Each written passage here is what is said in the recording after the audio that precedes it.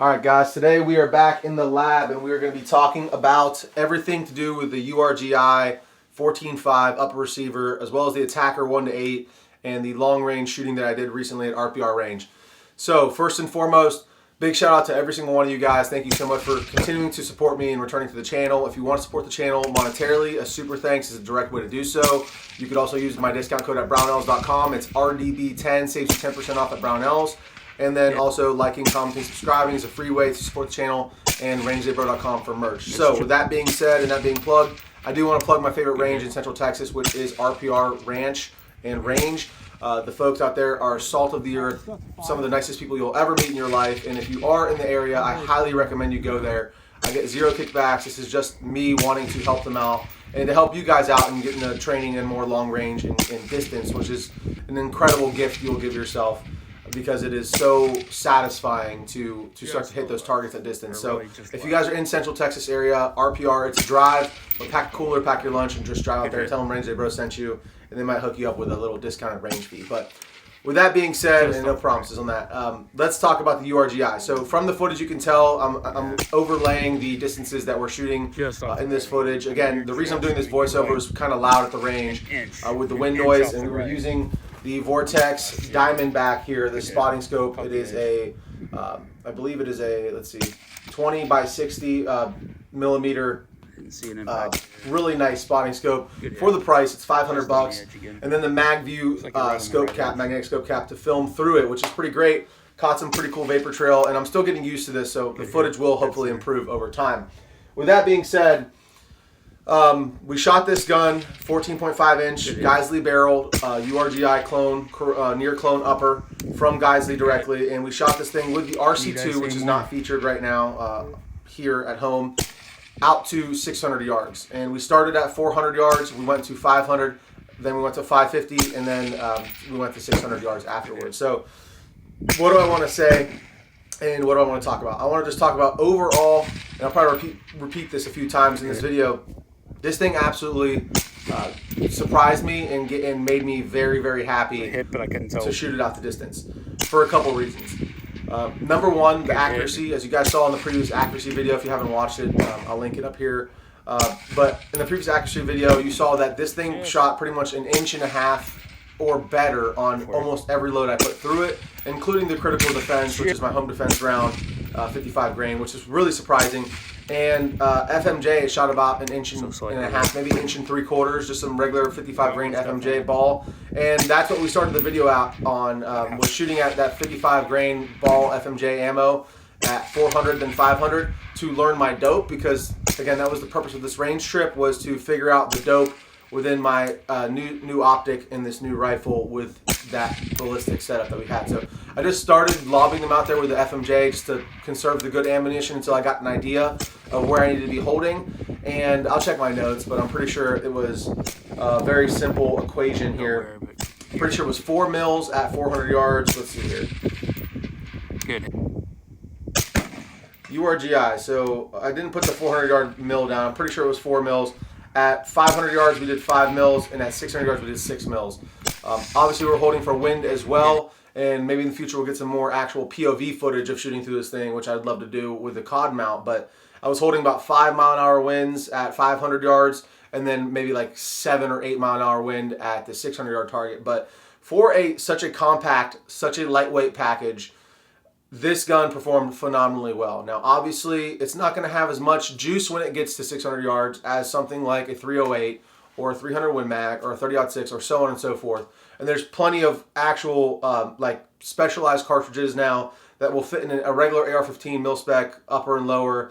You know, you just change the barrel out, and there's plenty of like new calibers. It seems like they're coming out every day. So this thing is not going to do as well as some of those other specialized calibers at shooting at distance, but what you're going to get is you're going to get the compatibility with the magazines and with the plethora of ammunition. And ammunition is already expensive for 5.56. Some of these other specialized cartridges, they get very expensive. And so, again, for such a lightweight, versatile package, it's not going to be like the best thing to use. If I know I'm going to be shooting out past 500 yards exclusively, I probably won't grab this rifle. But the cool thing about having a do-it-all setup is that you can grab one gun like this guy right here and do pretty much everything relatively well with it. As in, you can run it CQB, you could run it, you know, in an open field out 200, 300 yards, and if you need to reach out, you know you have that capability to do it accurately. We were hitting 10-inch steel plates at 500 and 600 yards, and I started aiming for that smaller,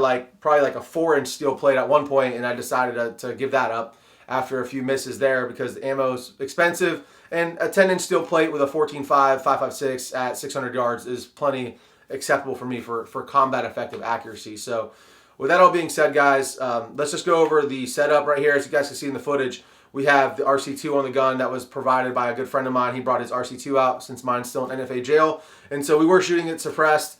It did increase the back pressure quite a bit, but nothing to be unexpected. As you guys could probably tell, I had a little bit of splash back on my face because he had gotten that stuck and he really generously greased it up. So I was catching the rewards of that. In the face, even with my super airborne charging handle up here. So let's just talk about the setup real quick, because I know a lot of you guys are probably wondering. And now that the long range footage is over, let's just go through really quickly. We'll go blast into ASCEND and just talk about the setup of this thing. So up here in the front, we have the Surefire 4-prong.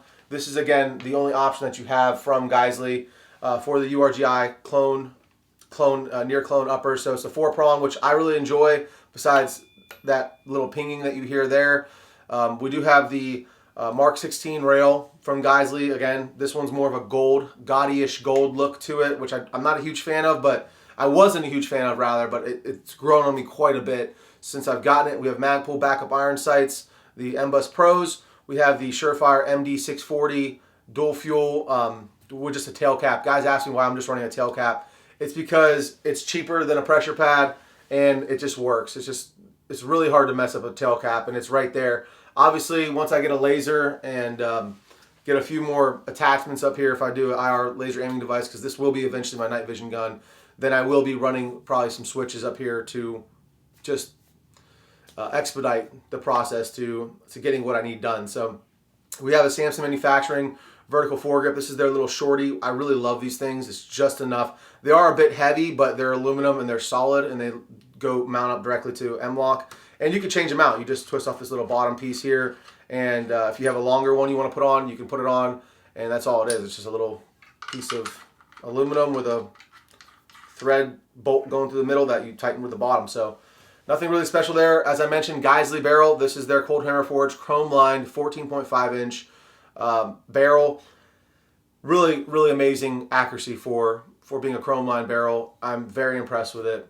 It is pin and welded to get the legal overall length. Thanks ATF for nothing.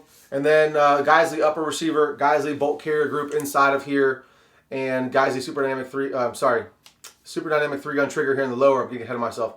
Airborne charging handle, which comes with it as well, and then the braided wire buffer and spring that comes with the URG-I as well in the buffer tube. So moving on to the lower, we have a Radian selector on the 45-degree throw. Geissele super dynamic 3-gun trigger, as I mentioned. K2 Magpul K2 plus grip on here, and then we have the Maritime bolt catch and bolt release. If it's just aesthetic, it's still worth it, guys. It's a freaking badass, and it's not. It's very functional when you're using it for reloads and whatnot. It's a really badass and functional bolt catch, bolt release. It does have the BCG from Geissele in here, which has some like super special, fairy juice on it to make it last 5 times longer than any other BCG in the market. And then from there, let's just move up because we have the Gunfighter stock on here from Bravo Company. Nothing special, but I like its slim line, but it still gives you a good cheek weld. And then on top, we have the main event, the Night Force Attacker 1-8. It is, I forget which reticle it is. It's the FC DMX, something like that. Oh, I have the box right here. Let's see. Tried to avoid making this video 20 minutes long, but it's just too much stuff to go over. So this is the FC DMX reticle. So it's one of their newest reticles. Really badass reticle. Obviously daylight bright. And it is sitting in a Badger Condition 1 mount, and it's just because those are the best mounts that I've found so far. I'm a huge fan of American Defense Manufacturing as well, but the aesthetics of the Condition 1 just really set it over the top for me. And also, I'm waiting on if somebody has the hookup on one of their accessory rings so I can mount up this RMR top plate here and finally start thinking at least about running some night vision passive through this thing, let me know, because these are like sold out literally everywhere. So I'm waiting on that to mount up my RMR up on top of here and kind of complete the setup, besides the night vision capabilities with the IR. But for now, that'll be plenty good for passive aiming. And that's pretty much the entire setup, guys. Yeah, this isn't a specific review on the scope, I guess, or the rifle. It's more of just like this being an everything do-it-all setup. How did it perform in the long range? It performed phenomenally well. What I will say is I have the Scope Cap Pro up here as well from 100 Concepts. Pretty cool design. I think it's really cool because when I'm shooting at distance, or when I'm grouping, for instance, if I want maximum light transmission, I just flip that down and I can flip the whole thing up to the top like so and just get it out of the way completely, get all my light that I want, and then whenever I don't, it's just so simple to use, and I really like that. So running that in the front, and those aren't cheap, but they're not crazy expensive either for what they are. I actually think they're pretty good value, but obviously I would love to see them be cheaper so that they're more accessible to more people. But a lot of what I'm talking about isn't the cheapest stuff on the market. So, but what I've learned in buying this, and biting the bullet, and finally buying Geissele, and Geissele specifically, I know a lot of guys hate on Geissele because they feel like, however you feel about Bill Geissele, I don't really get into the drama of the industry, but I freaking love Geissele automatics, guys. I was a big HK fanboy for a long time, and what I found was HK really hasn't innovated, at least in my opinion, very, very much recently, and Geissele has. And Geissele has that quality to match that innovation, and it's just good stuff. If they don't overcomplicate it, they keep it simple, stupid. It's a direct impingement system, but it works very well. And I love that they send their BCG with it. I love that they send their braided buffer wire and spring with it, because it comes in, you drop it into a lower, and it just functions perfectly well. Very accurate, very lightweight, very well balanced, even with that RC2 on there. And yeah, couldn't be happier with the performance. We're going to be definitely doing a lot more long range shooting with this. I may even try to take it out to 700 or 1,000 just to mess around. But at that point, obviously, the 223 is just pebble in the wind essentially. But very cool to see that this excuse me, very cool to see that this rifle, as small and as lightweight as it is, can accurately get shots out to 600 yards on a 10-inch steel plate. That surprised me as a shooter. Using sandbags, laying in the prone, take all those factors into consideration. But pretty heavy crosswind, 8 to 10 miles an hour crosswind, and we're still clapping steel consistently. So very happy with it. I love this Night Force Attacker. This entire setup is really a dream for me. And if anybody's on the fence about one of these, I have to say, just go ahead and take the leap. This is a phenomenal upper, and you can slap it on any lower. The lower doesn't really matter, guys. I mean, as long as it's not going to break on you, get a decent quality one, like an Arrow Precision. Buy a Blem Arrow. I mean, there's nothing wrong with Blem Arrow lowers. That's what most of my builds are. This happens to be a Daniel Defense lower because I just had one laying around. But buy a cheap lower, throw this upper on it, get a good trigger in it, and then put some good glass on it, and then you're cooking. You're cooking with gasoline. So if you do want to pick up one of these guys, I can get you a discount code over at Brownells. RDB10 saves you 10% off. It actually brings the price of these down pretty low. I mean, it's a great value for what you're getting. You're getting that braided wire buffer spring, the weight. The BCG itself is like $350 if you wanted to buy it on its own. And then you get the whole upper, obviously, with a pin and welded Surefire muzzle device. And yeah, that's pretty much it, guys. I'm going to wrap this video up. We do have some cool stuff coming up on the channel. If you guys are interested, let me know what you guys are interested in down below. I'm thinking about doing a lot more long range content, like extreme long range, maybe shooting to a mile, setting up that 338 Lapua I've had in the safe for years that I've never been shot.